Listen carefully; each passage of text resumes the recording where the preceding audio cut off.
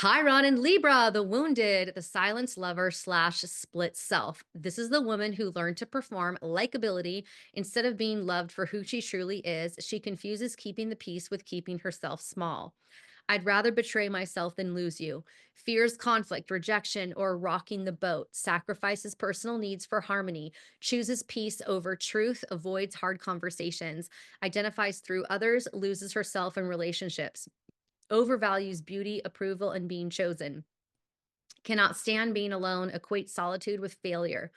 Attracts codependent, unbalanced, or unfair dynamics. Believes love means earning, fixing, and saving. Avoids expressing anger, desire, or discontent. Overgives and over apologizes to maintain connection. Feels invisible unless serving or mirroring others. Becomes a chameleon to be liked or kept, feels shame around needing anything from others, equates boundaries with abandonment, feels punished for choosing herself, attracts narcissists who or those who reflect her disowned shadow, experiences heartbreak as identity collapse, fears being too much or not enough for love, thinks being nice will keep her safe. So Libra is war. It is the scales. The axis is Aries, god of war. And so the duality of the scales, it is, in the nice light and love, it's, we're trying to have balance, but these are polarizing energies that are within this one zodiac sign. And so you can really see how we can shapeshift. I've got a stellium, so I have more than 3 planets in Libra in the 7th house, and I have 4 retrograde planets, and I think 2 to 3 of them are retrograde in Libra. So I know Libra. And Libra is my moon, also my moon sign. So this dualistic is very conflicting because you've got unconscious dualistic energy which influences your mind because your brain's job is to interpret the energy of your body. So now you have dualistic consciousness where like you're always second guessing yourself. And so I think that this is really important because especially with there's so many diet rules and ways of doing things that you might talk yourself out of doing anything because you get so overwhelmed with all the options that there are. Um, Avoids expressing anger, desire, or discontentment. So this is war.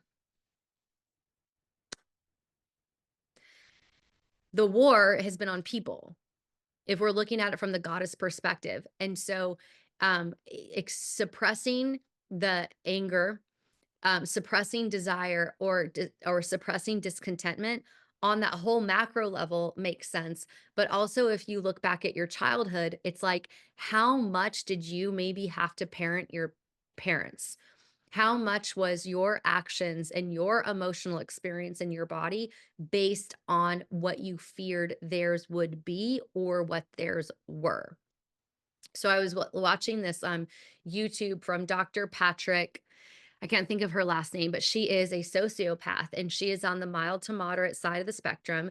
And she's also a therapist. And she talks about how, a sociopath is just vilified and we're only told about these mass murderers that are sociopath, not just that you have low affect, meaning that you don't have a big emotional response and you're not affect, you're not expressing yourself very much. And you can't learn the behaviors of empathy. There are certain behaviors that we're all born with, and then other ones that we learn so that we can coexist with other people. Well, a sociopath does not pick up on the learned ones, but that does not mean that their feelings are invalid or that they don't love. And one of the things that she said with parenting was that it is such an advantage for her because she's able to not have an emotional experience to something negative happening with their kids. And she gave this example of her child having a bad grade on his test. And she said, where most children are fearful of the parent's response to a bad grade, she was like, you got a bad grade. Do you want to know why? Because you didn't study. How do you feel about it? And I'm like, whoa, like how wild would that be if you actually had a sociopath that educated herself to understand the human condition and understand different personalities? So in other words, she didn't not parent and not love because she didn't work on herself. She took the time to understand what a sociopathic personality is. And I really, really love that. And so I'm kind of wondering, like, especially where it says attracts codependent, unbalanced, or unfair dynamics, you could have done so much people pleasing as a kid. And so it's really hard to put yourself first. And when you do put yourself first, you might just give yourself such a huge amount of guilt and shame, or then just avoid putting yourself first. And that would be really awful because your health, you have to make decisions and make boundaries for you to have a healthy body and have the body that you actually enjoy being in. This is your body. You get to enjoy being in it. Chiron and Libra, Chiron and Libra healing, the sovereign, beloved, and sacred mirror. This is the woman who no longer seeks completion in another. She becomes her own beloved and holds truth, love, and boundaries in divine presence. I won't abandon myself to be loved. Speaks truth even when it's uncomfortable. Chooses relationships that honor mutual growth and sovereignty. Knows harmony isn't silence, it's honesty with grace.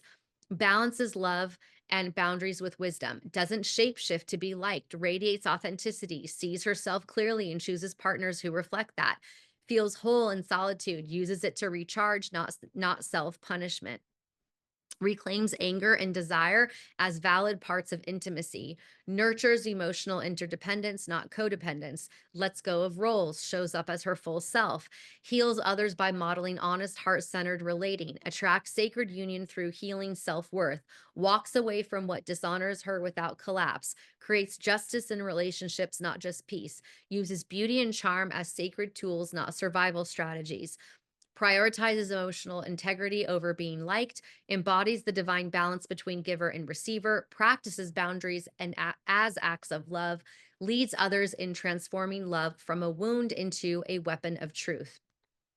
There's three things I want to talk about. Um Reclaims anger and desire as valid parts of intimacy.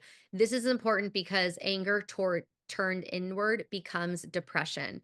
And when we are depressed, our body suffers. And so being able to have anger about anything is really important. And you can express it through vigorous exercise, screaming into a pillow, running in place, listening to loud music. You've got to allow yourself to be angry. And, um, uses beauty and charm as sacred tools, not survival strategies. So that's going to go into people pleasing. And so if you're, if you're using charm and beauty to manipulate people, well, okay. Do you know what I mean? Like, like you get to shift from doing these things that are naturally part of your design instead of doing it for survival because there's something off, that there's something within you that you're not fulfilling, that you're not being self-sustaining with, switching into this is just who you are, that you're charismatic, that you fix your makeup nice, you do your hair, maybe you just radiate natural beauty because of your energy. That's a really cool place to be, especially if we're here talking about aesthetic goals, because you wouldn't be able to use beauty and charm as sacred tools if you did not love yourself or you weren't on the path of learning how to love yourself. And yeah, I think that's what I wanted to say about that. Okay, now next one. Chiron and Libra, the wounded is if I speak my truth, I'll lose love or cause pain. And the healing is my truth creates harmony. I am the sacred mirror.